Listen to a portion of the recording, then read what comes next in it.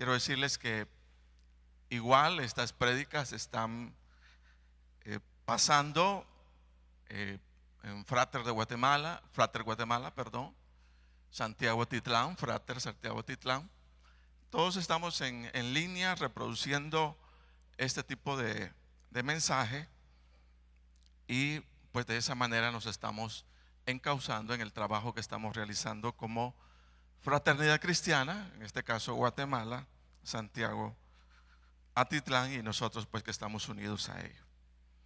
Estamos con el apóstol Pablo viendo la carta a los tesalonicenses. Quiero decirles que el día miércoles, tenemos ese tema. Y si usted quiere escuchar a Dayani Vergés, él va a estar el día miércoles con nosotros compartiendo la palabra de ese día miércoles. Así que los esperamos el miércoles a las 6:15 de la tarde, o 6:30, perdón.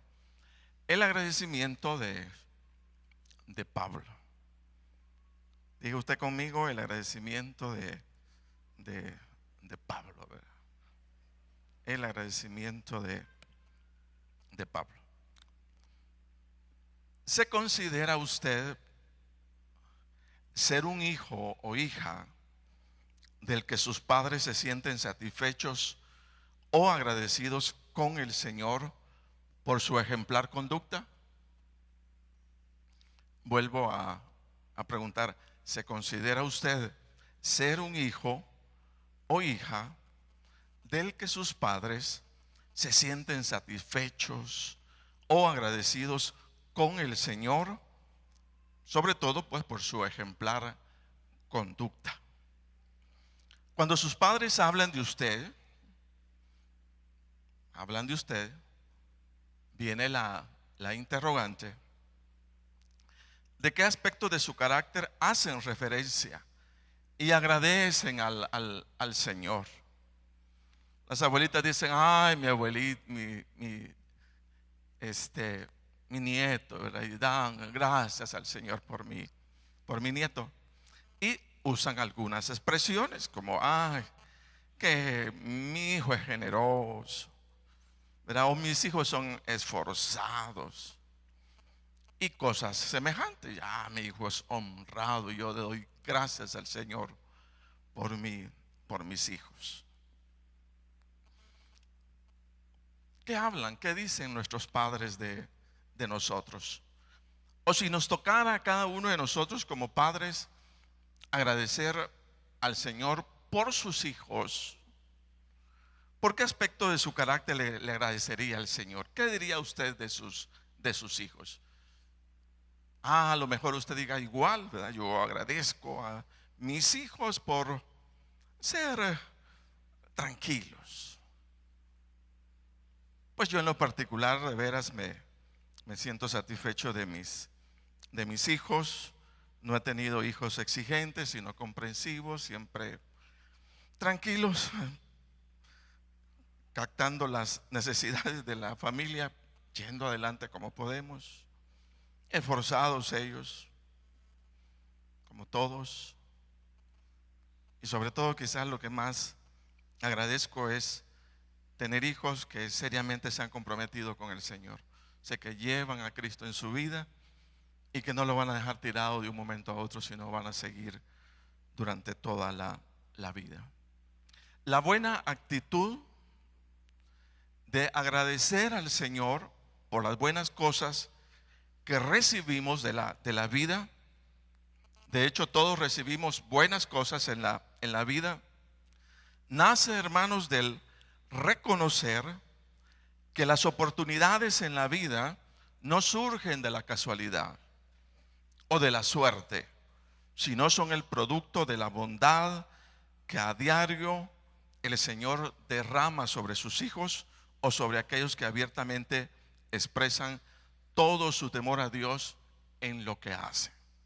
Cuando alguien dice gracias al Señor, lo que está anulando de su vida es el sentido de casualidad. No es casualidad.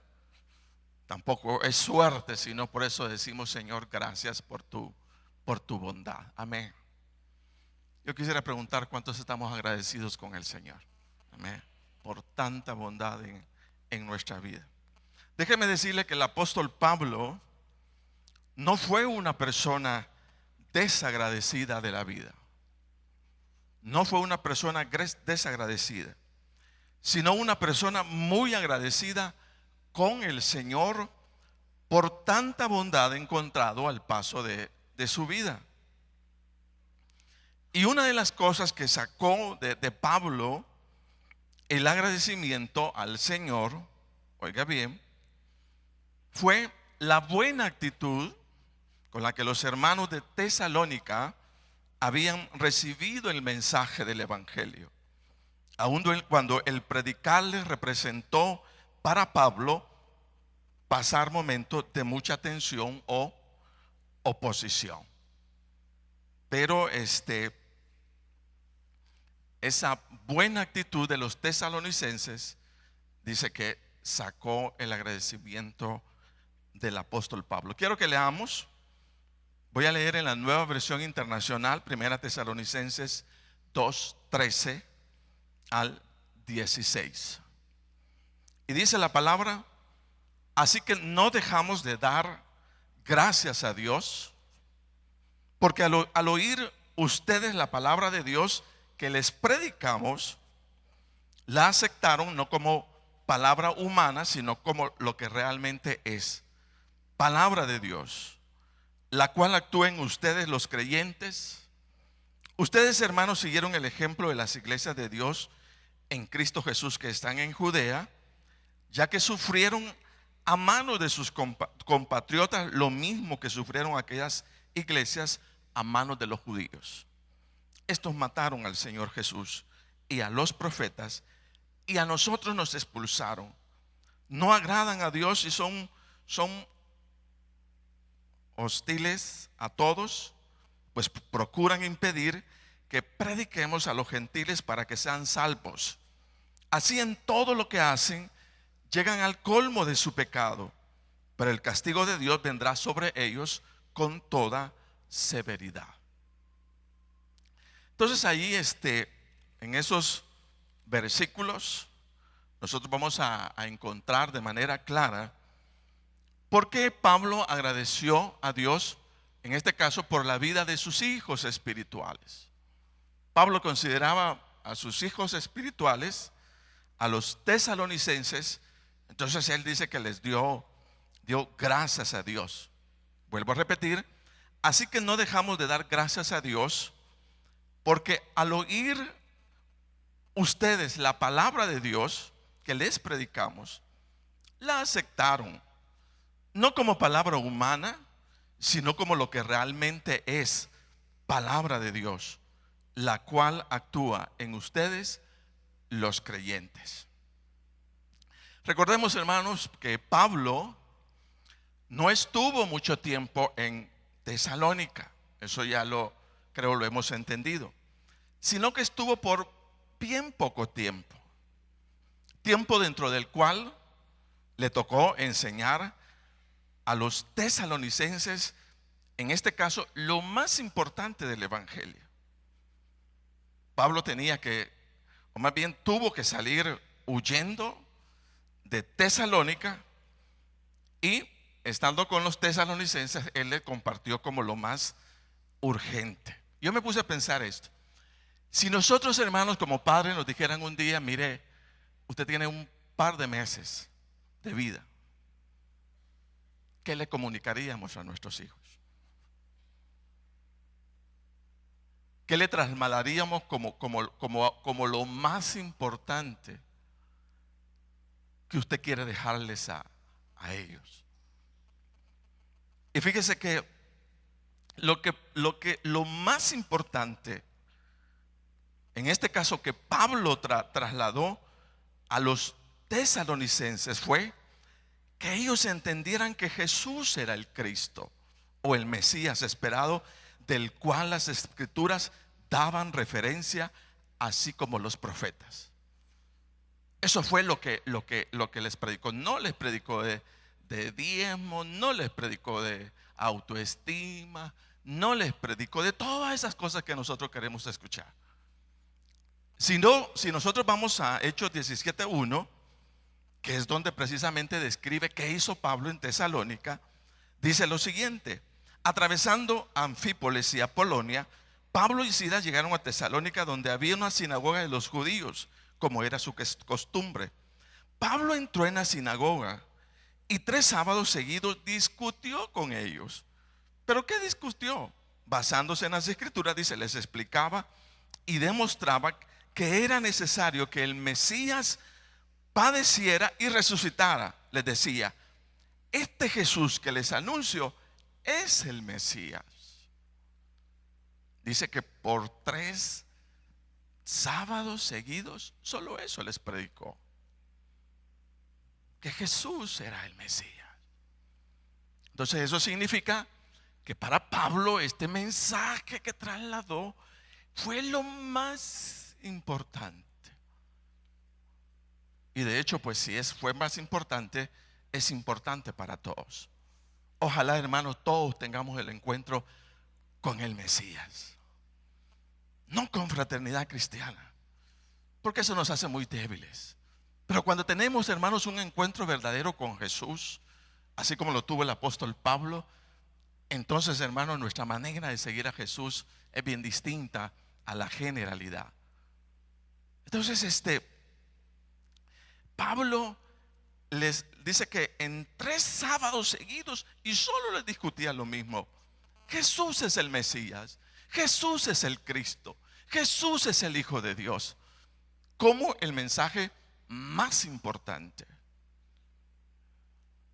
Ahora, dice que el agradecimiento de Pablo al Señor por los tesalonicenses se acentuó en un hecho que para él fue importantísimo. Dice que Pablo admiró cómo los tesalonicenses habían recibido la palabra de Dios. Fíjese, eso les admiró. Porque mire, una cosa es oír la palabra de Dios, pero otra cosa es recibir la palabra de Dios. Son 2 cosas diferentes. Mire, un hijo puede escuchar el consejo de su padre, pero no recibirlo. Y déjenme expresarles que parte del éxito de la vida viene no solo de aprender a oír, sino de aprender a oír y aceptar lo que oímos. Nosotros, hermanos, aprendemos muchísimo en la vida de lo que oímos. De hecho, el testimonio de la palabra de Dios a nosotros nos viene, hermano, por oídas. Nosotros oímos de la palabra. Yo comencé a oír de la palabra de Dios con mis abuelos. Ellos me comenzaron a trasladar y yo comencé a escuchar la palabra. Y mire, solo ese acto de escuchar dejó impactado a Pablo de los tesalonicenses. Porque dice que no solamente oyeron, sino que recibieron la palabra. Entonces, eso para mí, hermanos, es sumamente importante. Y repito, parte del éxito de la vida implica oír y recibir lo que oímos. ¿Sí? Parte del éxito está ahí. Mire, ¿cuál fue el consejo del rey Salomón a los hijos a los hijos? ¿Qué dice Proverbios 1:8?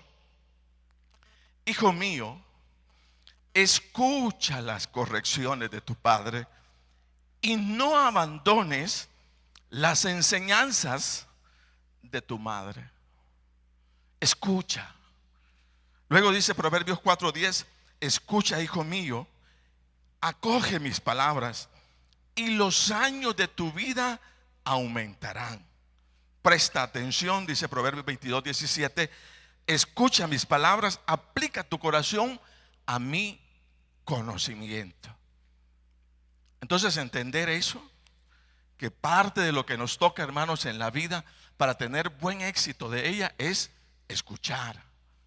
Pero no solamente escuchar, sino el poder recibir, fíjese bien, en el corazón aquello que nos están trasladando. Eso es importante como decir también.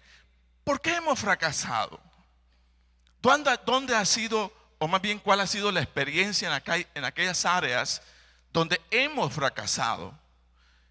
Y de hecho hay que decirlo, hemos fracasado porque no escuchamos.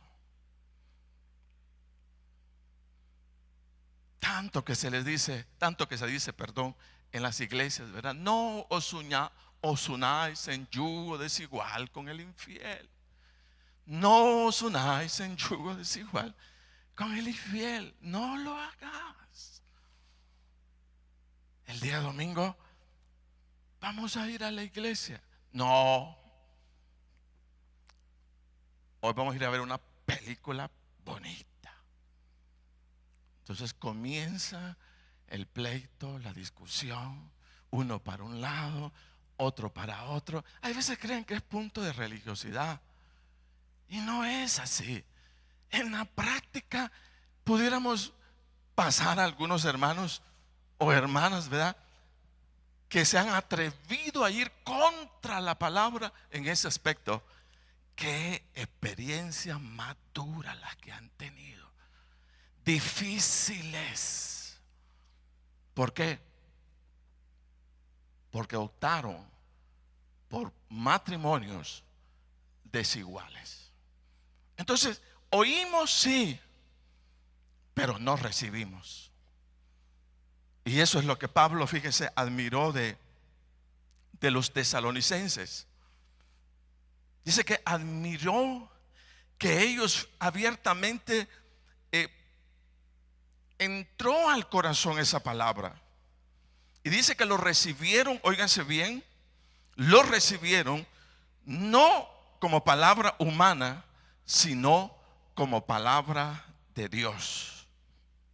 Entonces lo bueno de aprender respecto del cómo recibir es lo siguiente. Oímos con los oídos, pero aceptamos con el corazón. Ahora yo entiendo por qué muchos pueden estar chateando y oyendo la palabra. No la están oyendo, no la están recibiendo. No pueden. No se puede eso. O sea, oyen, no oyen. Bueno, sí oyen, pero no están recibiendo. Pusiéramos pasar toda una vida en una iglesia, en una congregación, oyendo, y nosotros creímos que oír ya cubrí mi necesidad. Y Pablo estaba más que atraído por los tesalonicenses, porque los tesalonicenses no solamente oyeron la palabra, los tesalonicenses recibieron la palabra de Dios. Amén. Entonces, una cosa es oír y otra cosa es recibir. Amén. Mire, yo no quiero, Dios, de veras, si yo estuviera sentado ahí, lastimosamente no lo estoy, ¿verdad?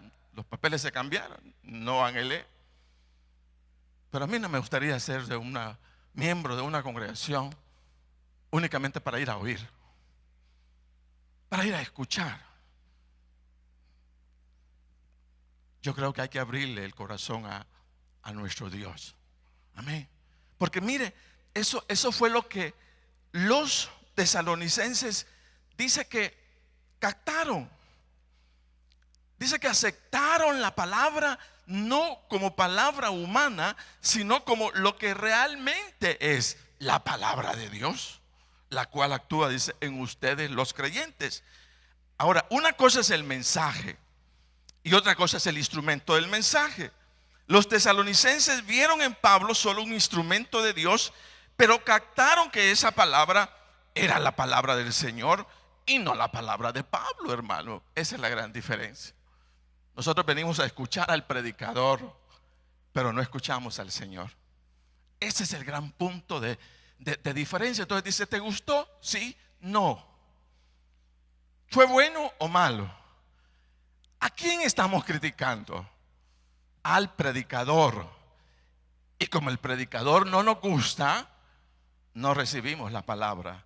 Cuando la palabra, no importa de alguna manera quién sea el predicador, si predica la palabra, está predicando en nombre de Dios. Amén.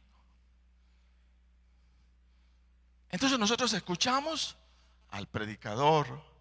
Pablo no escuchó, o más bien los tesalonicenses no solo escucharon a Pablo, escucharon a Dios, la palabra de Dios a través del apóstol Pablo. Entonces ellos dijeron: no podemos desechar esa palabra.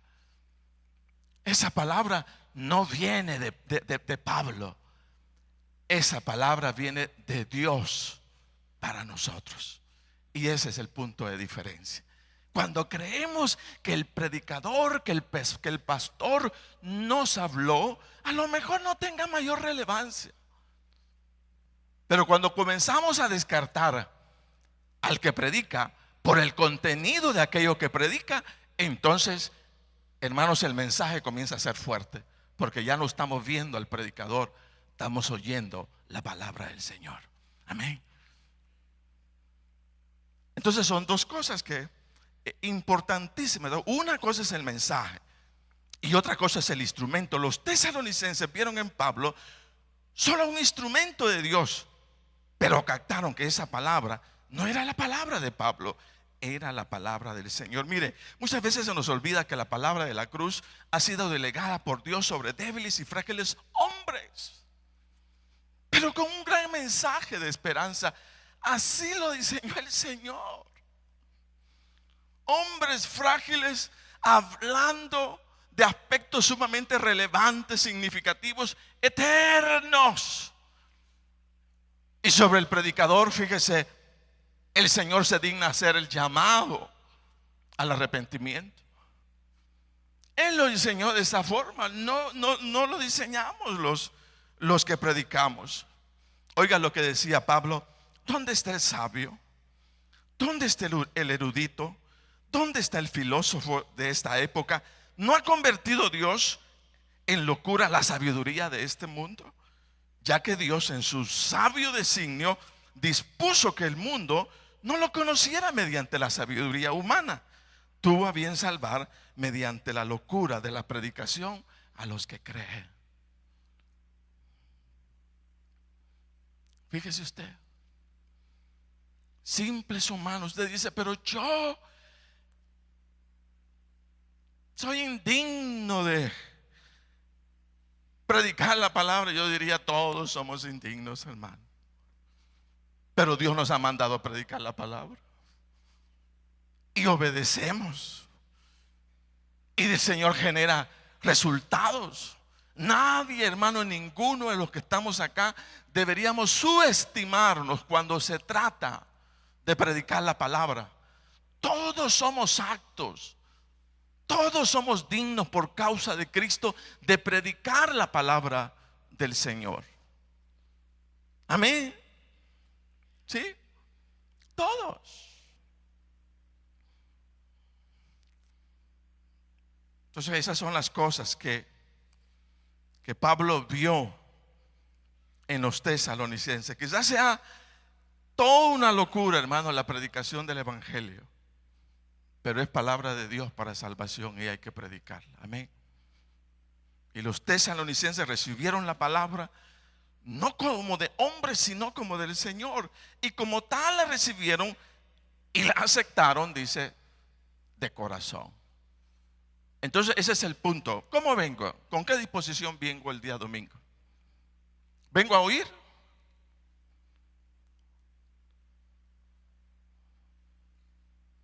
¿Solo a oír? ¿O vengo a recibir la palabra, a creer en la palabra de Dios? Mire, en última instancia,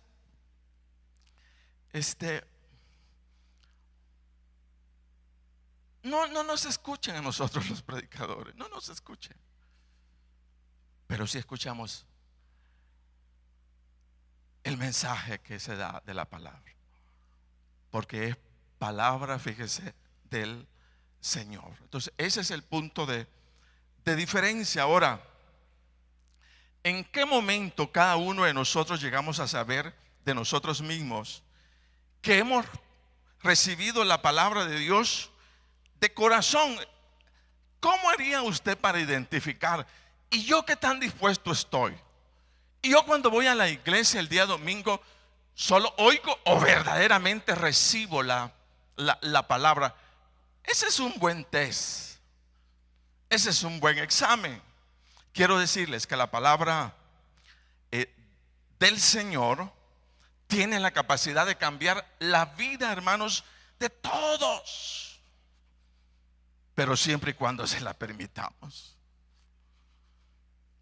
Cuando dejemos de cuestionar o criticar al predicador y recibir la palabra como de Dios y no como de hombres, entonces las cosas van a ser distintas para cada uno de nosotros. Muy distintas o muy diferentes. Fíjese bien, cuando dejemos de cuestionar o criticar al predicador y recibir la palabra de Dios y no de hombres, entonces dice que el impacto de la palabra va a ser en nuestra vida. De acá que el consejo para los creyentes sea el abrirle el corazón a la palabra del Señor para obedecerla y llegar a convertirnos en lo que Dios ha planeado para nuestras vidas. Entonces, ese es el secreto. Eso es lo que Dios, fíjese, nos demanda. Mire lo que dice Hebreos 4:12. Ciertamente, la palabra de Dios, dice, es viva y poderosa y más cortante que cualquier espada de dos filos. Penetra hasta lo más profundo del alma y del espíritu, hasta la médula de los huesos, y juzga los pensamientos y las intenciones del corazón. Entonces la palabra de Dios es más que suficiente para convertir el corazón del delincuente, del corrupto, del violador, del homicida, porque la palabra de Dios es poder. Pero es poder siempre y cuando nosotros se lo permitamos, hermano. O es poder siempre y cuando nosotros no únicamente vengamos para oír la palabra, sino para recibir la palabra del Señor. Entonces, ¿en qué momento,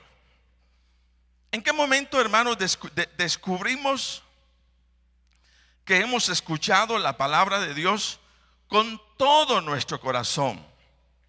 Cuando esa palabra, hermanos, nos persuade para hacer las cosas de manera diferente del cómo las veníamos haciendo.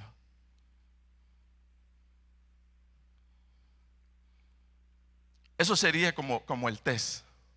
Cuando yo recibo la palabra, me impacta de una manera tal que cuando yo salgo a hacer las cosas no como yo lo he hecho toda la vida, sino como la palabra de Dios me dice. Entonces, si hago eso significa que he abierto mi corazón a la palabra.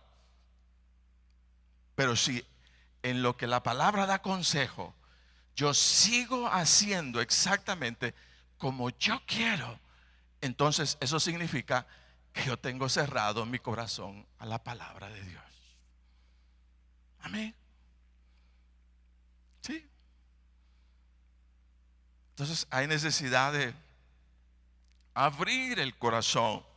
Pero, hermanos, ¿por qué otra cosa dio Pablo gracias a Dios por los tesalonicenses? Entonces dice, número uno, por la manera como oyeron la palabra y la recibieron. Le impactó a Pablo. La otra cosa, hermanos, que impactó fue, dice que el versículo 14 del capítulo 2, ustedes, hermanos, siguieron el ejemplo de las iglesias de Dios en Cristo Jesús que están en Judea, ya que sufrieron a manos de sus compatriotas lo mismo que sufrieron aquellas iglesias a manos de los judíos. Entonces, ¿por qué otra cosa Pablo dio gracias a Dios? Mire, Pablo admiró de los tesalonicenses que aun cuando eran tiernitos en la fe del evangelio, Dice que habían seguido el ejemplo de hermanos que estaban en Judea y que habían sufrido por el evangelio.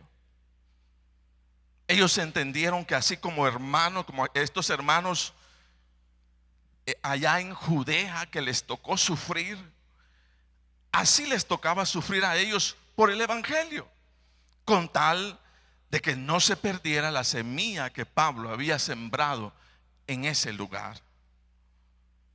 Fíjese usted, ellos eligieron sufrir y oyeron que en Judea, los de Judea habían sufrido por el evangelio. Y dice que eso fue un modelo para ellos. Y dijeron, si los de Judea les tocó sufrir por el evangelio, entonces también nosotros tenemos que sufrir por el evangelio. Y eso le impactó a Pablo. Impactó, dice que ellos, semejante a los de Judea, ahora ya eran cristianos que estaban dando incluso su vida por el evangelio, que estaban sufriendo por el evangelio. Eso le impactó. Y a Pablo le ayudaba porque se sentía satisfecho. Y Pablo, me imagino que recordaba y decía, cierto, fueron pocos días, no estuve mucho tiempo en ese lugar, pero mire qué tipo de hermanos se ha levantado en esa iglesia. Ya están sufriendo por el evangelio.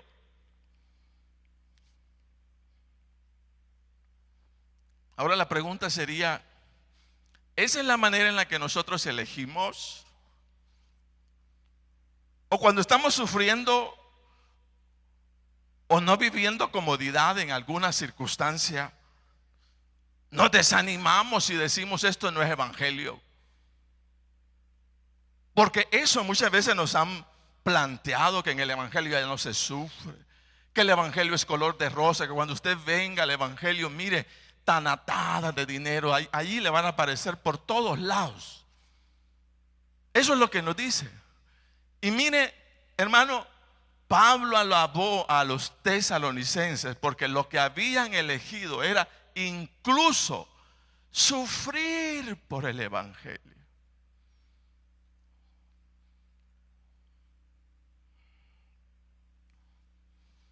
Ahora, pudiéramos como ir un poquito más y preguntarnos, ¿de qué manera sufrían los hermanos en los hechos de los apóstoles? Quizás sufrían como nosotros, una miradita, ay, no, el hermano, mire lo que me dijo, mire lo que hizo, mire acá. Oiga lo que sufrieron los hermanos de hechos de los apóstoles. Vamos a leer Hechos 26:9. Dice: yo ciertamente había creído mi deber hacer muchas cosas contra el nombre de Jesús de Nazaret, lo cual también hice en Jerusalén. Yo encerré en cárceles a muchos de los santos, habiendo recibido poderes de los principales sacerdotes, y cuando los mataron yo di mi voto. Y muchas veces, castigándolos en todas las sinagogas, los forcé a blasfemar, y enfurecido sobremanera contra ellos, los perseguí hasta en las ciudades extranjeras. Ahora, ¿sabe quién está hablando acá? ¿Sabe quién está testificando? El apóstol Pablo. Porque él persiguió a la iglesia. Pablo sabía que cuando los hermanos de Tesalónica habían elegido hasta sufrir por el evangelio, sabía a lo que se habían aventurado. ¿Por qué? Porque él fue un perseguidor de la iglesia. Entonces por eso admiró en los tesalonicenses, porque dice, ellos van a sufrir de verdad. Mas sin embargo no les interesó. Ellos siguieron siendo fieles al evangelio allí en ese lugar.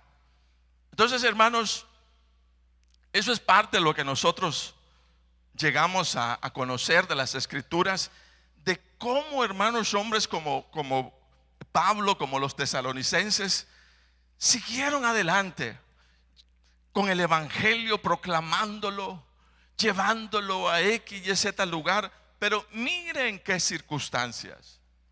Mas sin embargo no retrocedieron, sino que ellos iban adelante llevando la palabra. Quiero decirles, hermanos, que hay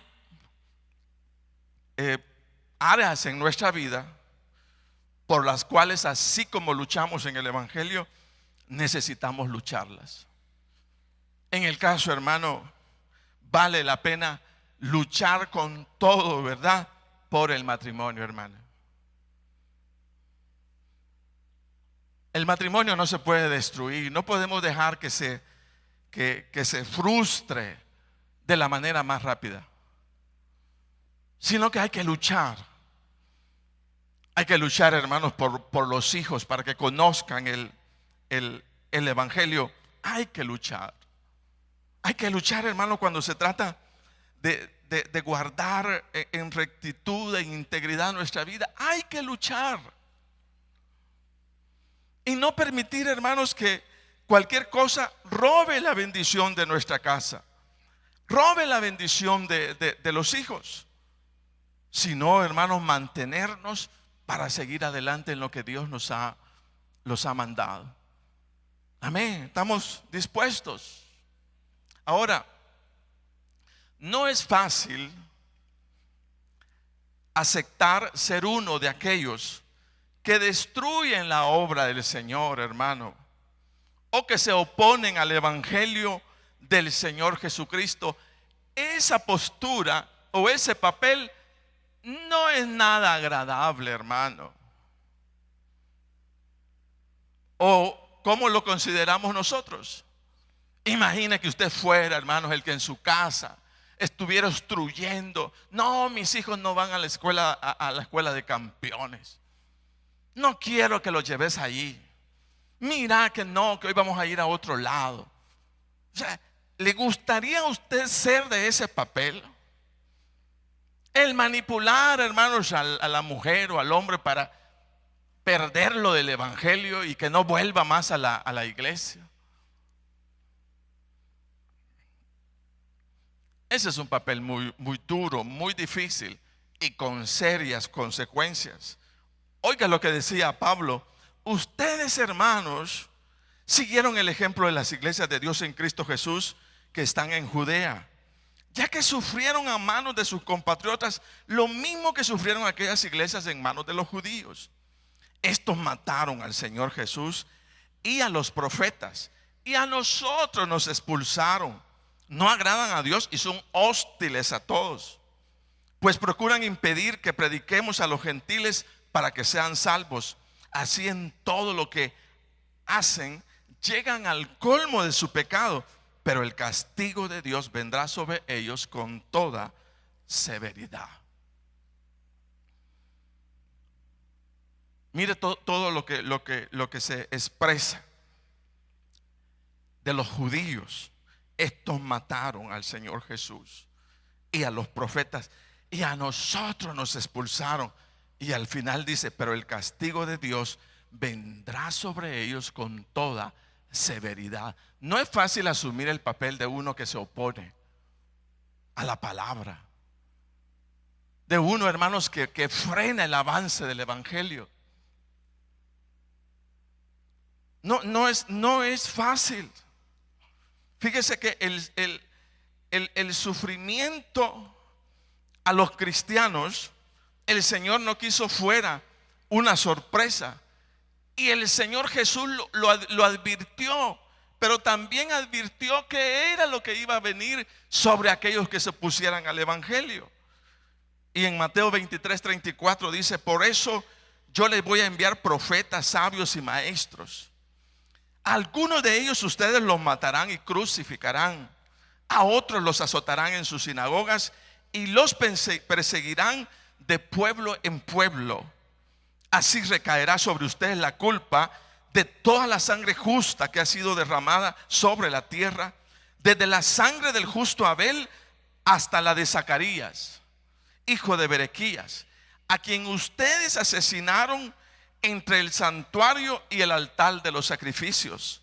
Y luego, oiga lo que dice: les aseguro que todo esto vendrá sobre esta generación. Jerusalén, Jerusalén, que matas a los profetas y apedreas a los que se te envían. ¿Cuántas veces quise reunir a tus hijos como reúne la gallina a sus pollitos debajo de sus alas, pero no quisiste? Hermano, qué duro es fungir en el papel de aquel que destruye la obra de Dios,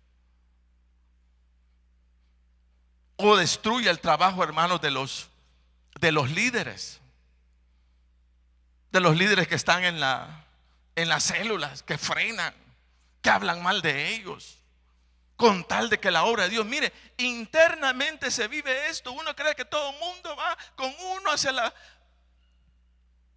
evangelización.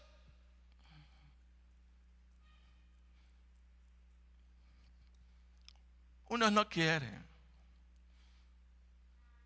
solo quieren estarse abrazando entre ellos. No quieren evangelizar, no queremos evangelizar. Y ponemos resistencia, y ponemos justificaciones, y decimos acá, mire hermano, yo he estado en estos días en varias células, motivándoles al trabajo del discipulado, del evangelismo. Y yo digo, yo no me inventé el discipulado, yo no me inventé el evangelismo, no me lo inventé yo. Yo no ando tratando de alar para mis intereses. Yo estoy motivando para que la obra de Dios sea hecha.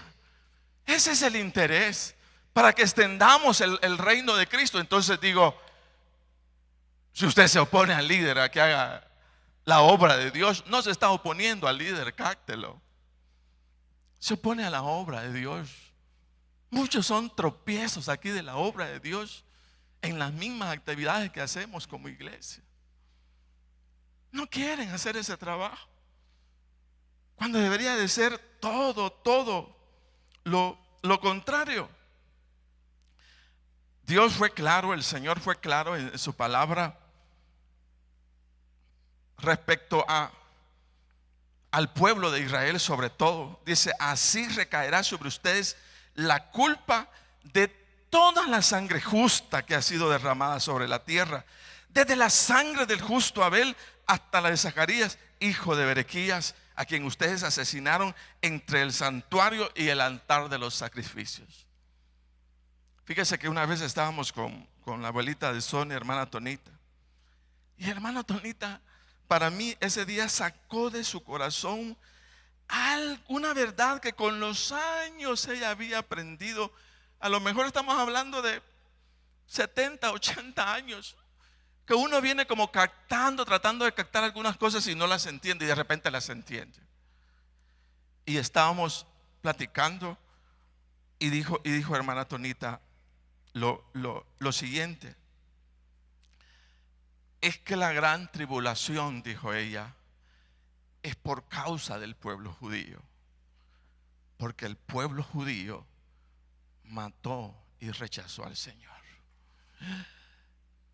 Como le digo, una hermana de muchos años, y ella lo andaba guardando en su corazón, y dijo: es que la gran tribulación, ¿saben en qué momento viene la gran tribulación? La iglesia va a ser levantada de la tierra en un momento. Dice la palabra, en un abrir y cerrar de ojos vamos a estar en otra onda, como dice. Cuando la iglesia sea levantada, va a quedar sobre la tierra un caos horrible. Y viene, dice, la gran tribulación. Eso es lo que hemos escuchado y nos lo explican, y uno de alguna manera lo capta, lo entiende. Pero dice que esa gran tribulación y esos dolores y ese sufrimiento que se va a vivir en ese tiempo no es comparable, dice, a ninguno otro. Pero dice que eso es el castigo al pueblo de judío por haber rechazado a Cristo Jesús. Por haber rechazado al Mesías. Entonces, ¿qué quiero decir? No es fácil el papel de aquellos que se resisten contra el Evangelio.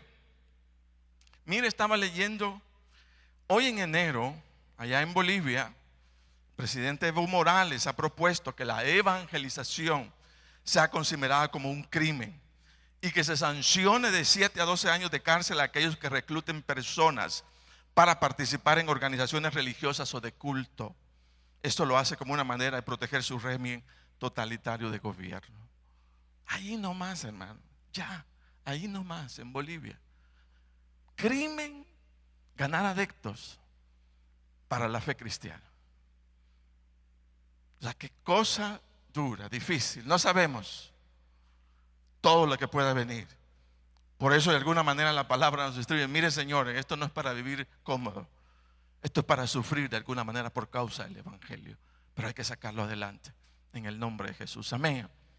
Hay que hablar del Evangelio. Con persecución o sin persecución, somos llamados a predicar al Señor Jesucristo como Señor y Salvador.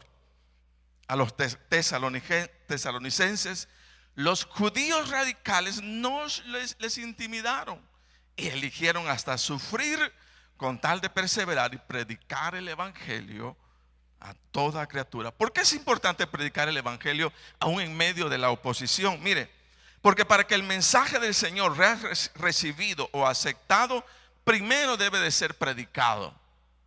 Por eso el enemigo se opone a que prediquemos, porque media vez alguien escucha la palabra, la reacción es de aquel que la escucha, tiene que ver con el propósito que Dios tiene para su vida. Y si Dios anda buscando, hermanos, a todos los que han de ser salvos, entonces nosotros necesitamos predicar la palabra del Señor. Y sin miedo, ¿vea? Si estamos predicando la palabra, que no nos interese lo que va a decir fulano, lo que va a decir mengano. Dios tiene un propósito con la vida de las personas. Y si Él tiene un propósito así como fuerte, la persona hablándole fuerte o no hablándole fuerte va a reaccionar al mensaje. Y eso es lo que tenemos que hacer nosotros, predicar el Evangelio. Mire lo que dice: ahora bien, ¿cómo invocarán a aquel en quien no han creído? ¿Y cómo creerán en aquel en quien no han oído?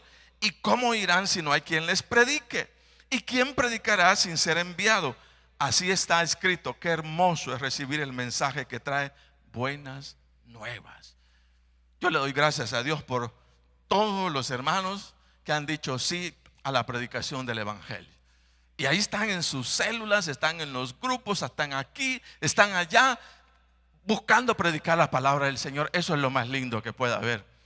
Hermano, ¿por qué no le damos un aplauso a Dios a todos los que predican en las células la palabra? Y aquel que ha dejado de predicar, decir: es tiempo de comenzar nuevamente a predicar la palabra del Señor. Si predicar a Cristo nos representa rechazo, menosprecio, hasta persecución, no importa, hay que predicarlo. La gente sabrá qué hacer con el mensaje, pero nosotros habremos obedecido la palabra del Señor, y eso es importante. Hay que predicar a Cristo, hermano, donde usted esté. Dice que no es casualidad que usted esté en ese trabajo, o que haya sido llevado a ese lugar. No es casualidad. Usted de alguna manera quizás se ha preguntado: ¿y yo por qué trabajo acá? ¿Y yo por qué vivo acá? Y la respuesta es porque en ese lugar usted es la luz que va a llevar la palabra, que va a llevar el Evangelio. Amén. No es casualidad que usted viva donde viva. No es casualidad que usted trabaje donde trabaje. Pero hermanos, hablemos del Señor, hablemos de nuestro testimonio. Es cosa maravillosa, hermanos, en medio de este tiempo, dar el testimonio de cómo Dios nos bendice, cómo Dios nos ayuda, cómo Dios nos guarda, cómo el Señor, hermanos, hace con sus hijos para sacarnos adelante en cualquier circunstancia. Eso no lo tiene el mundo. Y eso es lo que debemos oír, lo que debemos escuchar. Amén. O lo que otros deben escuchar. Apoyemos la iglesia, prediquemos la palabra, invitemos a nuestras familias, traigámoslas completamente para oír el mensaje del Señor. Hermanos, es una oportunidad que de alguna manera puede terminar en cualquier rato. Y nosotros necesitamos estar siempre firmes predicando la palabra de nuestro Dios. ¿Por qué no se pone de pie?